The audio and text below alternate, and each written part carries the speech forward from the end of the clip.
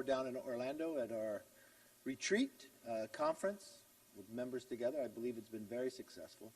Our focus on this one has been different than the others. We're focused on policy and building a better America as we move forward. We believe Republicans will take the House in 2022. Just for a refresher so everybody knows, in the last election there wasn't one Republican incumbent to lose. First time since 1994. We were able to defeat 15 Democrats. Every single Democrat lost to a Republican woman, Republican minority, or Republican veteran. We're very proud of that. We're proud of what we've been able to do on our recruiting end, but more importantly, as we watch these first 100 days, think of what has happened. In the first days alone, President Biden created a crisis on our border. He's denied that it's even in a crisis. That who he put in charge, the vice president, refuses to go down there. We watched thousands of unaccompanied children packed into single rooms. Watching people just come across, and not just people, but fentanyl and others. And then that we found out later, those on the terrorist watch list, we're now finding them and arresting them.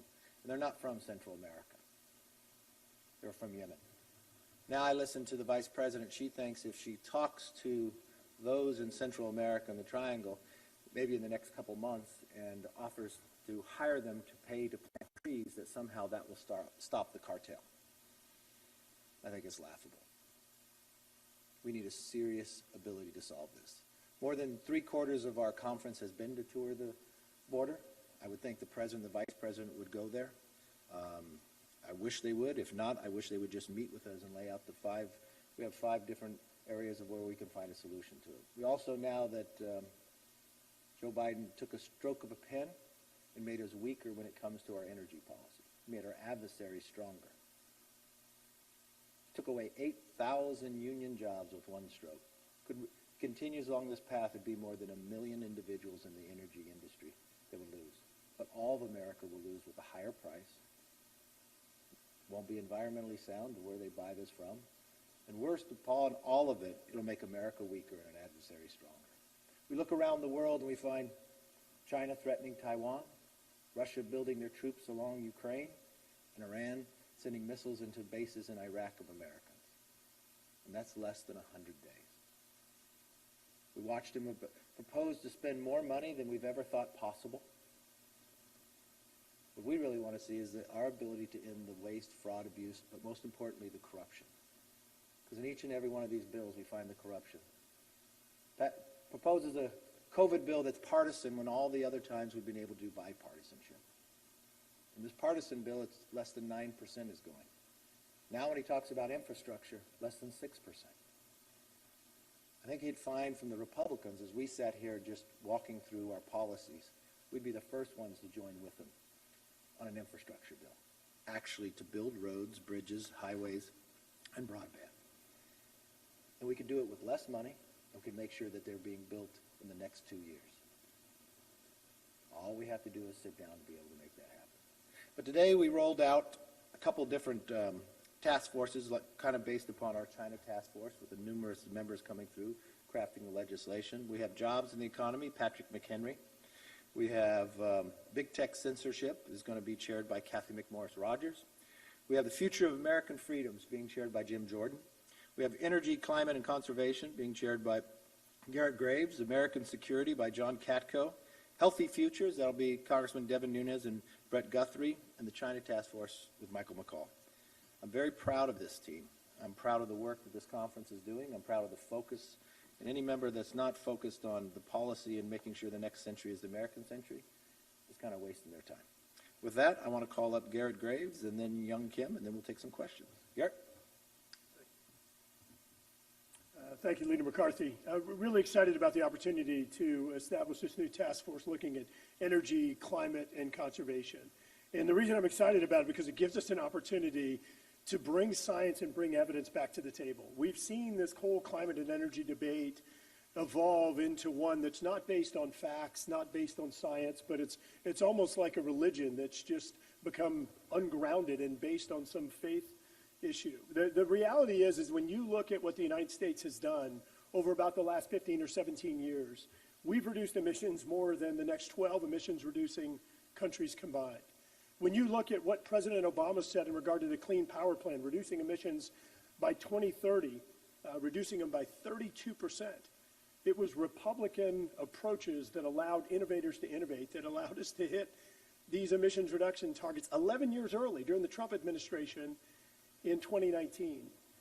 And so as we move forward, we want to make sure, as the leader said, that we're moving forward in a way that achieves a cleaner energy American future, but one that is based upon our resources, one that is based upon evidence and science, because here's the reality. What's being pushed under Green New Deal is legislation that will result in higher energy prices, just like we've seen in the Northeast that are carrying out similar policies, in the state of California carrying out similar policies.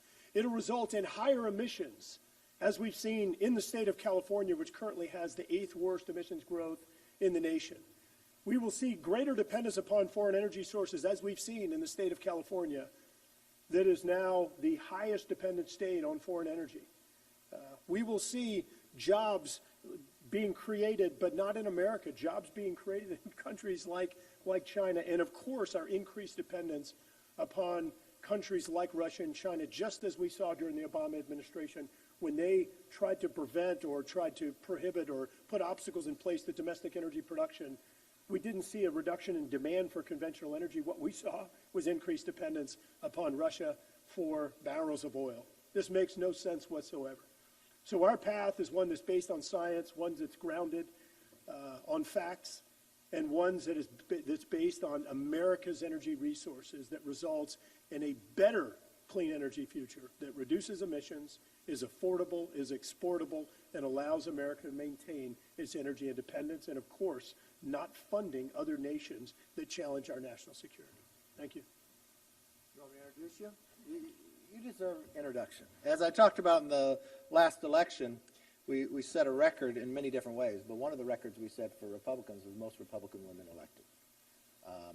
Young Kim has been a friend for quite some time. She's been a leader throughout her community.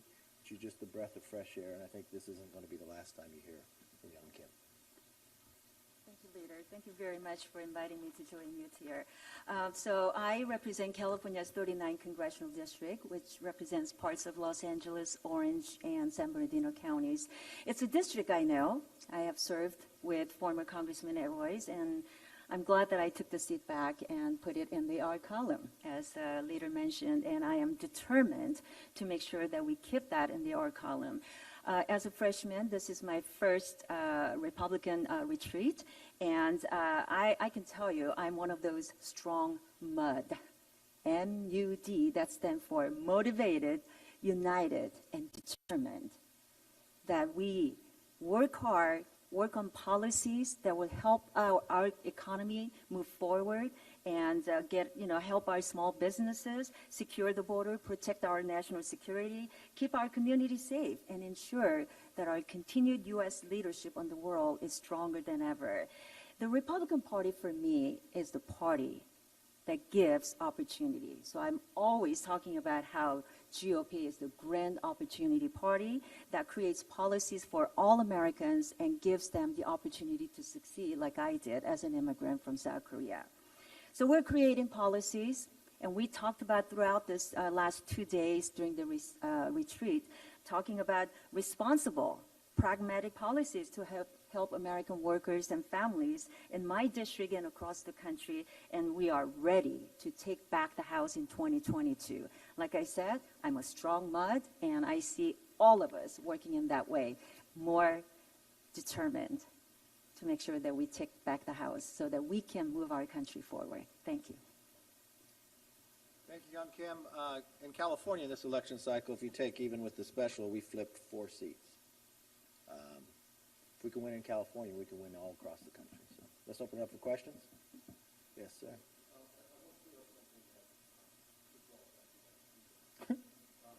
Thank you. So has Donald Trump in any way asked you to talk about your January 6th phone call with him, to go over what you two talked about, or to check on what your recollection of that call was? I don't know what clearing up your D. I was very clear then. No. Yes. Former President Trump has said he's planning on endorsing the primary challenger to Liz Cheney. You told reporters in February that she hasn't asked you to campaign for her. If she does ask you to campaign for her in a primary run, would you do so enthusiastically? I haven't talked to her about it. What else? Yes. Oh, okay. Greg Fox, West 2 News here in Orlando, NBC affiliate. I have a question and a follow-up. The first one is, since we're looking at the census data Yes. coming out, we've got 1 seat instead of 2. Do you believe in any way the early insistence by former President Trump for a citizenship requirement drove Latino voters, possibly Republican and independent Latino voters in Florida, away and shortchanged Florida? No, not at all. I see Florida continuing to grow. I think what you watched with President Trump, he actually expanded the Republican Party. If you look at the 2 seats we won in Florida, in Miami and Key West with Carlos Jimenez and Maria Salazar, it's just the opposite of your question and answers it for you. Okay. In other words, you feel that Florida's going to be in good shape to try to help you take back the House with potentially a conservative district. If you look at Florida and you look at this population census shift by congressional district growth of all the states since 1960, Florida has gained the most, 15. So from that perspective, Florida continues to grow. Florida grows because I think they got really great leadership in Ron DeSantis. It grows because of their policies, a low tax. I know a lot of the Californians. I get to see a lot of my old neighbors here at the same time. And I think the Republican policies continue to grow. Whereas Florida used to be a major swing state, it doesn't seem that way in the last couple elections. And with the growth of Florida, that also means from a high Hispanic population and others. We just had the mayor of Miami tell us, just speak to us of all the growth that he's having, mainly from San Francisco and Silicon Valley. And my follow-up question is, Matt Gaetz, under ethics probe, DOJ probe, if he is indicted, should he step down, and have you personally talked with him? If he's indicted, we would remove him. But remember, in America, everybody's innocent until proven guilty. Yes. 2 questions on the census. Have you further reviewed the data? And I want to get your kind of 30,000-foot view on where. For 30,000 foot, I haven't been able to because we've been in this retreat and going through the all the policy breakout sessions we've had. But at the initial, what we looked at from all the data, even if you're taking Wasserman from Cook Report, you would have thought Florida would get 2. Now, from initial report, it could be within less than 100 of why they missed off on that, and you thought Texas would get 3. They both got 1 less. You thought New York would lose an extra, and they did not. So those are the things that stand out to me that I would look and read more into the details to try to understand why the final numbers came out the way they had. One other question. Is Cheney still a good fit for your leadership team, do you believe? That's a question for the conference. But what do you Yes. believe? What do you believe? I think from a perspective, if you're sitting here at a retreat that's focused on policy and focused on the future of making America the next century, and you're talking about something else, you're not being productive. Despite a big lobbying push from senior Democrats, the White House looks unlikely to include a proposal to lower prescription drugs in their speech tomorrow night. Do you agree with that decision? Is that an issue that you think should be addressed? Look, I think the way the Democrats try to lower drugs is just going to be in the title. I mean, they try a much different approach that I think would take away a lot of our research and development. I think the Republicans' approach would actually lower the drug prices much more, and we have a plan for that as well. You know, coming into this administration, when I sat there at the inaugural, I thought there would be a lot of places we could have bipartisanship.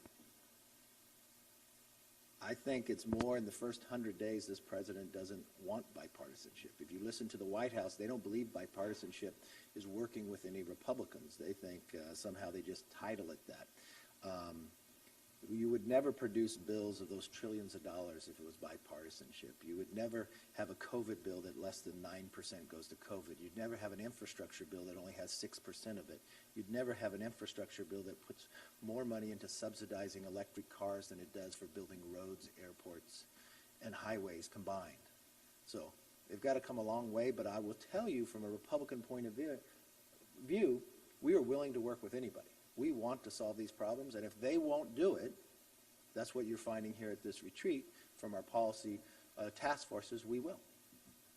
Yes. Hey, good morning. Going to the point of the infrastructure bill, we've heard from members about what's off the table. What is on the table? We've heard from the White House saying they're willing to negotiate. Where is the middle ground, especially when it comes to the infrastructure? I'm going to let Garrett come up because he's very good when it comes to transportation. That's the committee he serves on. But let me be very clear. The White House has not reached out to us. We would welcome that. I think what you'll find is Republicans won't sit back and sit. When the White House did say one thing, the only thing they wanted was, what dollar amount could you go to? I think the first thing you have to agree on, what's the definition of infrastructure? Is it going to be roads? Is it going to be bridges? It's going to be airports. I think if you define what it is, then you don't start with a number, you start with what's the need. And the other thing you need to do, when you define this, don't wait a decade to build them. So if you're going to add the Green New Deal to it, these roads won't be built. They'll be studied. And it's going to waste a lot of money, and it's pretty much corruption that what people dislike about Washington. So let me bring Garrett up. He's working on the Republican policy side that's developing our legislation on it as well. Thank you for the question. Look, I appreciate the fact that infrastructure has been a front burner issue, and it is absolutely critical. Republicans are committed to advancing infrastructure, things like roads and bridges, things like airports, and things like broadband. Those are things that we're committed to doing. You can't simply add the word infrastructure to any word and it simply magically becomes infrastructure. One of the greatest problems with what they're trying to do is that it doesn't focus on, as the leader noted, it doesn't focus on the project development and delivery mechanism. He didn't say this, but I will. You can look back over the past few decades. The time that it takes to actually take a project from concept to actual construction has tripled. And that's not just time, that's money. The public doesn't benefit from an infrastructure project until it's completed. And so we're building projects today all across America that were the ideas of our parents and grandparents. This isn't okay. We've got priorities today. In fact, right here in this state, the resilience of these communities, the traffic problems in the communities. We've got to be better at fixing these. So before we start talking about dumping not millions, not billions, but trillions of dollars into a bad system that doesn't deliver for the public, we've got to fix that system. This concept that we're going to take a broken system and expand it into other areas of infrastructure, I wouldn't wish that on my enemies. It's the wrong direction. The government can't do what it's trying to do today. Let me say it again.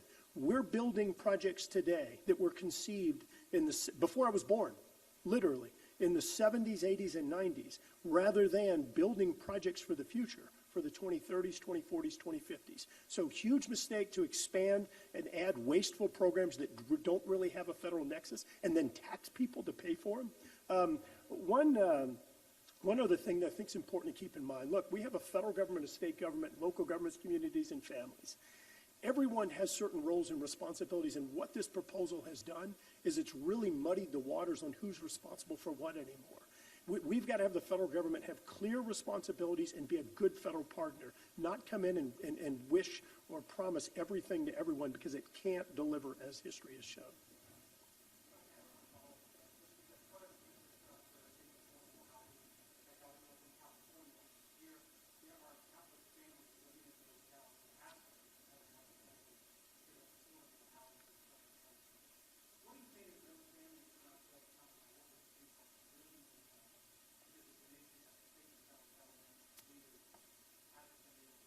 So two things. Number one, I think that this new administration needs to look back at what the Trump administration did when we had record employment, when we had record wage growth, and look at those policies and replicate them. Don't eliminate them, replicate them.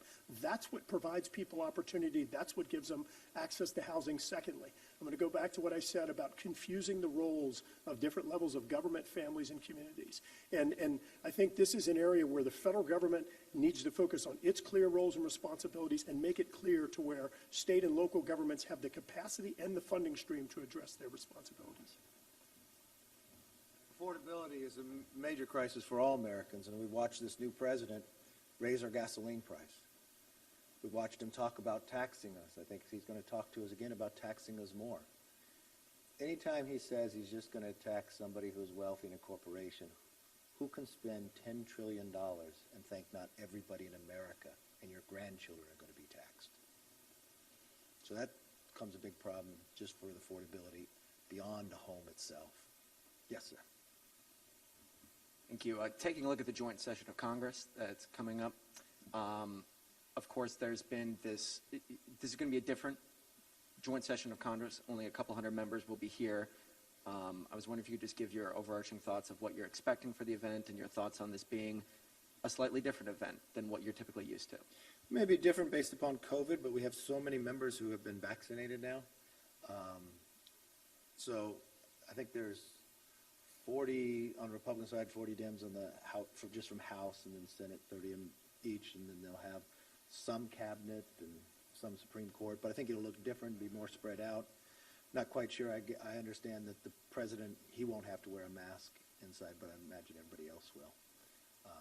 If he gave it in the Senate, they wouldn't have to. But I don't know what to expect. If I go based upon his first 90-some days in office, I think he would propose a couple trillion more dollars and a lot more in taxes. So, yes. Sunburn looks a little better. A little bit. Getting there. So a bunch of your members and Republicans in the Senate side have been calling for an investigation into John Kerry over these alleged leaks to Iran. I was wondering if you thought that was the proper course of action. These are very serious allegations, and knowing the position that he holds in government and the position that he did hold, yes, it should be investigated. Knowing if these are true, I think it should go beyond him just resigning. Thank you all very much. See you back.